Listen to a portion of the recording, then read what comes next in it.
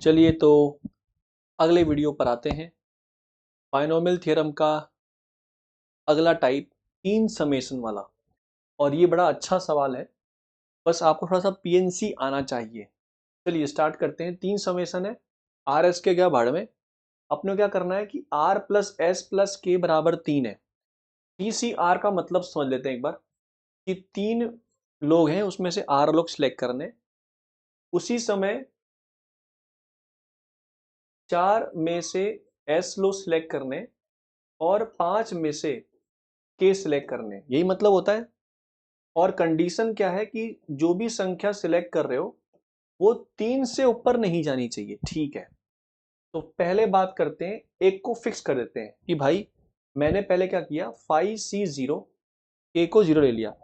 तो इसका मतलब अब पूरा समेशन किस पे डिपेंड है। मैं ट्रिपल समेशन से 2 समेशन पे जा रहा हूं, एक को फिक्स करके, ये तरीका बता रहा हूं मैं। ओके, अब मेरा पूरा ध्यान इसके ऊपर है। और इसमें यहां पर क्या कंडीशन मेरे पास आ गई कि आर, अब के 0 हो गया तो आर प्लस एस जो होना चाहिए वो 3 होना चाहिए। अच्छा, अब इसको समझते हैं, इसका मतलब क्या है, ज्योमेट्रिकल मतलब क्या है कि अच्छा अगर मैं 3C0 सिलेक्ट कर रहा हूं, मतलब मैंने 3 में से सिलेक्ट नहीं किया, तो मुझे 4 में से 3 सिलेक्ट करने पड़ेंगे, ये मतलब हुआ। अच्छा, या तो क्या हो सकता है कि 3C1 4C2, 3 में से 1 सिलेक्ट कर लूं, 4 में से 2 सिलेक्ट कर लूं, 3 ही सिलेक्ट करने। ओके, या तो 3 में से 2 सिलेक्ट करूं, 4 में से 1 सिलेक्ट करूं, और लास्ट स्टेज 3 में से 3, 4 में से 1 भी सिलेक्ट ना करूं। और कोई केस बनेगा क्या? नहीं बनेगा सर, नहीं बनेगा सर, ये डिस्ट्रक्टिव पैटर्न हो गया। सर एक काम करो, आपके पास 3 लड़के और 4 लड़कियां हैं और आपको 3 लोग सिलेक्ट करने हैं, तो कैसे किया आपने? एक भी लड़का सिलेक्ट नहीं किया, 3 लड़कियां सिलेक्ट कर ली। या एक लड़का सिलेक्ट किया, 2 लड़कियां सिलेक्ट कर ली, 2 लड़के सिलेक्ट किए, 1 लड़कियां सिलेक्ट कर ली, और 3 लड़के 1 लड़की सिलेक्ट नहीं करी। सर इससे अच्छा आपको 3 लोग चाहिए थे तो 7 लोग हैं, तो 7 में से 3 उठा लो ना। अरे हाँ, ये तो सोचा ही नहीं मैंने। इससे अच्छा है 7 में से इनका सम, 7 में से 3 उठा लो। और यहां देखो, आप एक और दिखाता हूं मैं, 3C, कहना इससे ये लिखा है 3 minus R N minus R, और यहां कितना लिखा है 4C 4 माइनस एस, है ना, 4 माइनस एस। ये ऐसा छोड़ो, ये देख लो आप ऐसे 4CS। ओके, तो देखो इनका सम कितना आ रहा है, इनका सम तो कांस्टेंट है, इनका सम कितना है 3 है। तो इससे अच्छा क्या है कि 7 में से ऊपर सम कर दो, नीचे सम कर दो, नीचे हमेशा सम कांस्टेंट है। तो इसका मतलब हो गया 7 में से 3 सिलेक्ट कर लो। ओके, मतलब कितना अभी तक आया है कि 5 में से 1 भी सिलेक्ट नहीं किया और 7 में से 3 सिलेक्ट कर लिया। ये समझ में आ गया। अगला सिनेरियो, 5C1 कर लिया। अब 5C1 में क्या है कि 3CR और फिर 4CS में से काम करना रह गया, और यहां पर कंडीशन क्या आ गई कि अब K1 हो चुका, तो R plus S should be 2। Okay, ठीक है, मतलब 3 लड़के हैं, 4 लड़कियां हैं, और मुझे 2 लोग सिलेक्ट करने हैं। तो सर अब टाइम वेस्ट नहीं करते, अब टाइम वेस्ट नहीं करते, अब 7 में से सर 2 उठा लो। हाँ, अब आप समझ गए, अब आप समझ गए, अब आप समझ गए। ओके, समझ में कुछ कुछ आया। अगला क्या होगा, चलो 5C2 कर दो, एक को फिक्स कर दिया। अब ऐसा नहीं कि जैसे मैं 5CK को फिक्स कर रहा हूं, आपकी मर्जी, अगर आप 3CR फिक्स कर दो, मान लो 3C0 लेते हो आप, तो उसमें 4 लड़के होंगे, 5 लड़कियां होंगी, और आपको फिर से 3 लोग उठाने।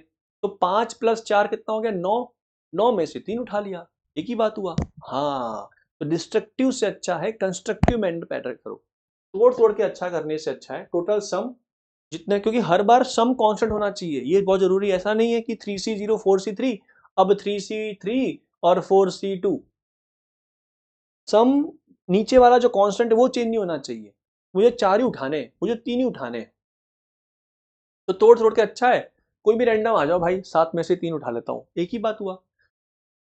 तो कांस्टेंट सम, नीचे वाला जो सम है वो कांस्टेंट होना चाहिए। तो क्या तरीका होता है, अगर NCR है और MCP है और R प्लस P कुछ कांस्टेंट है, तो इससे अच्छा है टोटल में से वो पूरा उठा लो, कोई फर्क नहीं पड़ेगा, दोनों का मल्टीप्लाई जो होगा वो सेम ही आएगा। यही है इस सवाल का पैटर्न। ठीक है, ओके, अब समझ में आ गया।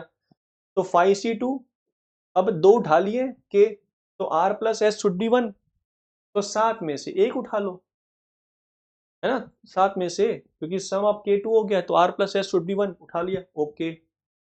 तो 5c2 और 7c1, लास्ट में क्या होगा, मान लो 3 उठा लिए मैंने, तो r प्लस एस 0 हो गया, तो 7 में से 1 भी नहीं उठाया। अब ये बताओ, अब इसका मतलब क्या है, देखो अब सर 12 हो गए, सर 12, इनको ध्यान से देखो, सर 5 लड़कियां हैं 7 लड़के हैं, एक भी नहीं लड़की उठाया, 3 लड़के उठा लिए, एक लड़की उठाया, 2 लड़के उठा लिए, 2 लड़के उठाए, एक लड़की, 3 लड़कियां, एक लड़का। तो हर बार सम कितना कांस्टेंट उठा रहा हूं मैं हर बार नीचे 3 ही उठा रहा हूं, ओके। तो इसका मतलब 7 प्लस 5 कितना हो गया, 12, और नीचे कितना हो गया, 3। तो आंसर कितना आ गया, 12c3। तो अब मैं समझ में आ गया मुझे पैटर्न। तो सुनो, अगर एग्जाम में कभी ऐसा आ जाए, 4 समेसन आ जाए, 4 समेसन आ जाए, r plus S plus W plus P equal to N दे दिया, एन, और ऊपर दे दिया एम सी आर, फिर टी सी एस, एन कुछ और लेते हैं, जेड सी डब्ल्यू, और वाई सी पी, ऐसा मल्टीप्लाई, ऐसा पूछा है। तो भाई कॉमन सेंस वाली बात है, M plus T plus Z plus Y C, R plus S plus W plus P, क्योंकि इनका सम कांस्टेंट है, कितना है वो, एन के बराबर। तो डायरेक्टली आंसर कितना हो जाएगा, M plus T plus Z plus Y C N. देखो, अब डायरेक्ट करना हो तो 5 4 9 3 12, 12 में से 3 उठा लो, खत्म हो गया सवाल। क्लियर है क्या? तो ट्रिपल समेशन कभी भी आए तो इस टाइप से पीएनसी का यूज करिएगा, एक को फिक्स करके बाकी दो का जजमेंट लो। अगर बाकी दो का सम कांस्टेंट है तो आपका आंसर, उनका ऊपर का सम, नीचे का जो भी वैल्यू टोटल चाहिए वो आ जाएगा। ठीक है, मिलते हैं अगले सवाल में। Have a good day, bye.